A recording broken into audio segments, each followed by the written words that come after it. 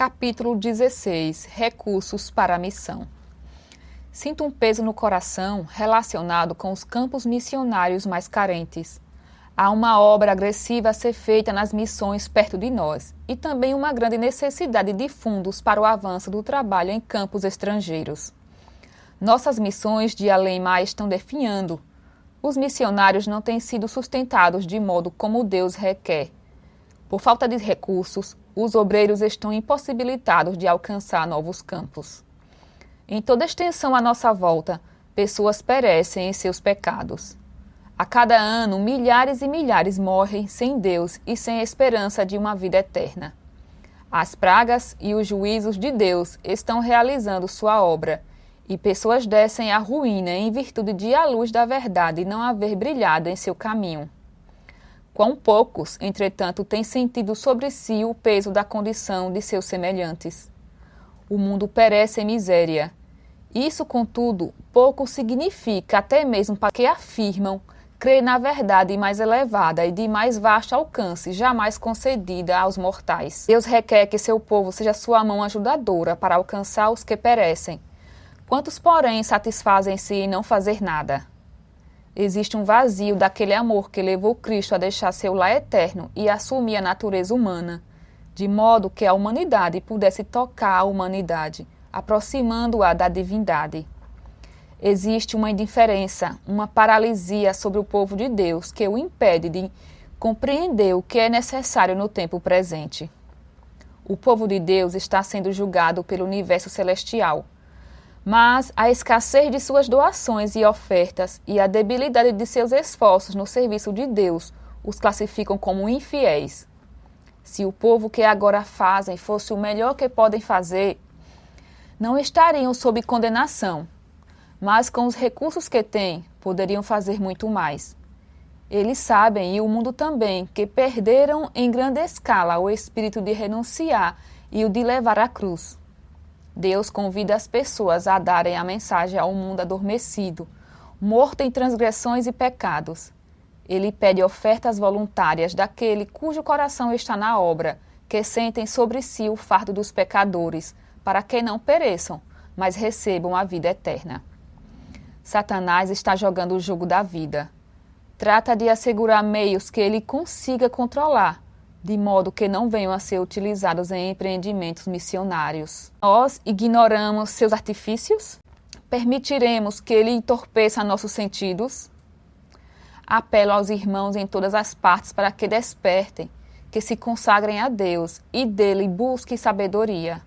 Apelo aos oficiais em nossas associações para que empreendam os mais rigorosos esforços em nossas igrejas. Mostrem-lhes a necessidade de oferecerem de seus recursos para o sustento das missões estrangeiras.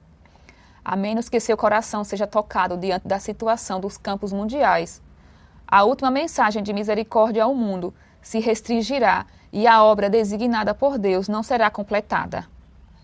Os que são verdadeiramente convertidos são chamados a realizar uma obra que requer dinheiro e consagração. A obrigação que vincula nosso nome ao livro da Igreja também nos torna responsáveis por trabalharmos para Deus no limite absoluto de nossa capacidade. Ele requer serviço não dividido, com inteira devoção de coração, mente e disposição. Cristo nos colocou na Igreja para que Ele possa contar conosco e desenvolver todas as nossas habilidades em devotado serviço pela salvação de pessoas. Qualquer coisa menos que isso é oposição à obra. Existem no mundo apenas 2 lugares em que podemos depositar nossos recursos: na tesouraria de Deus ou na de Satanás. Tudo aquilo que não é devotado ao serviço de Cristo conta para o lado de Satanás e destina-se a fortalecer sua causa. O Senhor designa que os meios a nós confiados sejam utilizados na edificação de seu reino. Seus bens são concedidos aos mordomos para que estes possam negociar cuidadosamente com eles, trazendo-lhe de volta um bom rendimento, sob a forma de pessoas salvas para a vida eterna.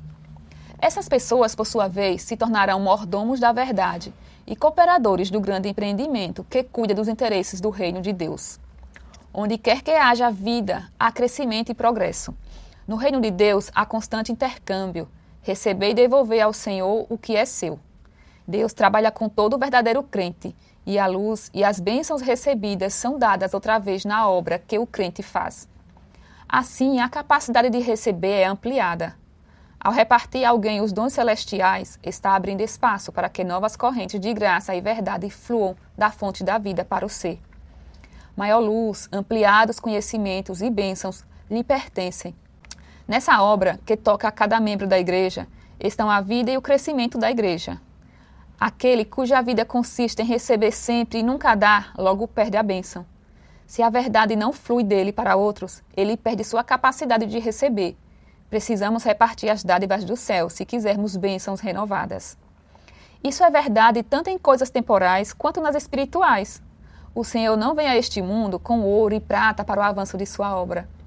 Supre antes os homens com recursos para que estes, por meio de suas dádivas e ofertas, mantenham a obra de Deus avançando. O propósito acima de todos os demais, para o qual os dons de Deus devem ser usados, é o sustento de obreiros no grande campo de colheita.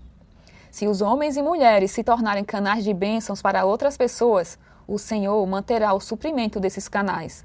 Não é o devolver a Deus aquilo que lhe pertence o que torna os homens pobres. Ao contrário, é a retenção que tende a resultar em pobreza. A obra de compartilhar aquilo que recebeu, definida para cada membro da igreja, torna-o um cooperador de Deus. Por si mesmo, você nada consegue realizar, mas Cristo é o grande obreiro. É privilégio de cada ser humano que recebe a Cristo tornar-se obreiro ao lado dele.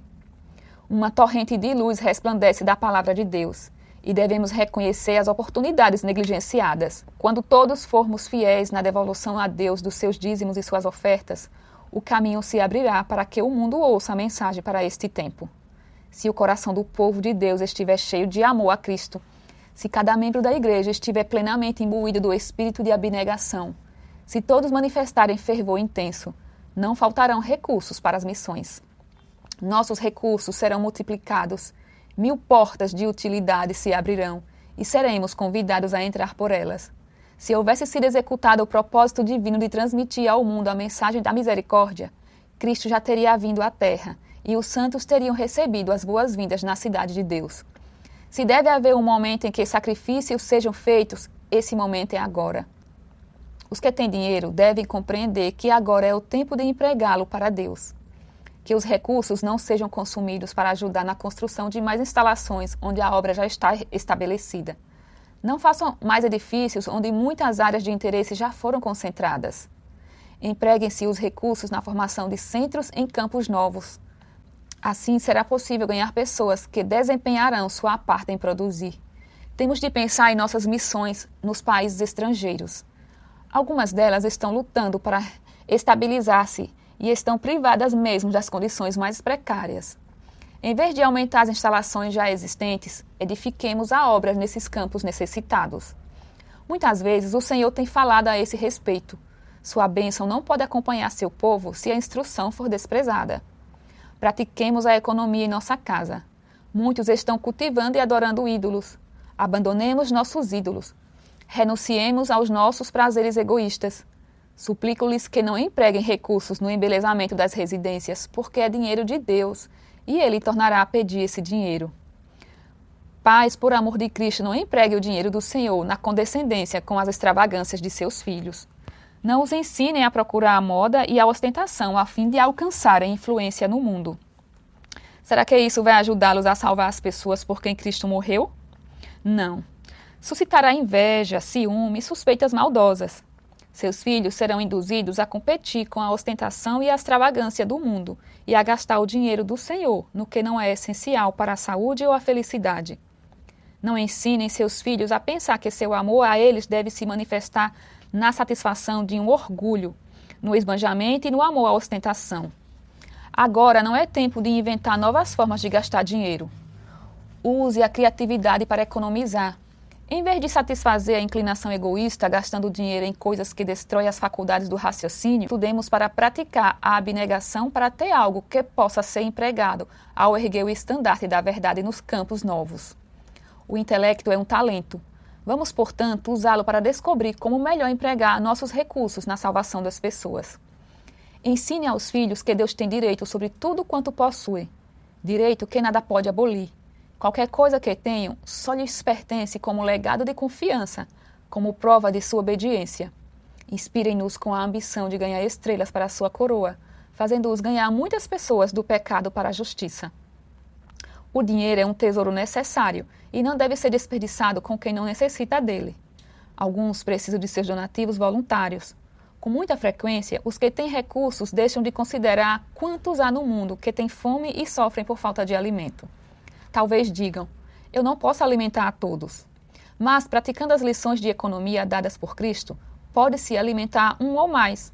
Talvez sejam alimentados muitos que têm fome do alimento material, mas também se pode alimentar seu espírito com o pão da vida. Recolham os pedaços que sobraram, para que nada se perca. João 6,12. Essas palavras foram proferidas por aquele que tinha ao seu dispor todos os recursos do universo. Embora seu poder miraculoso tenha fornecido alimento para milhares, ele não deixou de ensinar uma lição de economia. Pratiquemos a economia no emprego do nosso tempo.